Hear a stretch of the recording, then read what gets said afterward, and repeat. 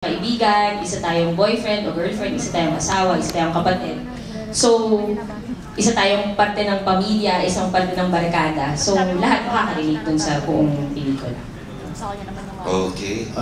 Another question for Kim and Sian. Siyempre, favorite mo si Zian, di ba? Tatanungin mo. Kumusta na yung pag-ibig nyo ngayon sa isa't isa? Yan naman tayo.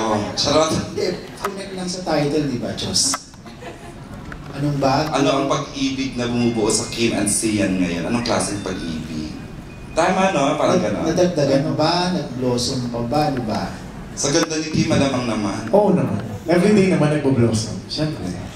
Yes. Na-realize na ba ni Kim na ikaw ang Mr. Right?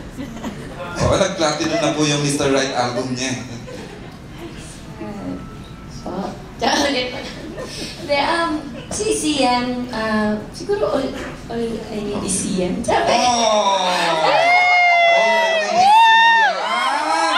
Grabe, idikit lang naman to sa ano. Pero hindi ka, all I need is Sian. Siyempre siya, dyan sa tugma natin sa Mr. Right, isa sa mga nakailang views na siya, million views na sa YouTube, dahil si Sian yun nandoon, and free lang yun, wala siyang TF dun, so thank you. Trabaho na tayo din. All for her, na thank you so much. Pero So, sobrang okay kayo. Habang taon-taon tumatakbo, laging nag-level Halos up. everyday kami magkasama. Wow. Tapos nakadalawang balik kami sa Palawan for our teleserye. Tapos yung eto sa Coron, one week tayo dun din. Wow! 5 days straight. 6 kami days. sa Coron, Palawan. So siguro nakapag-banding kami. See? Yun na. May dadagdag ka. Ayun. Ayun.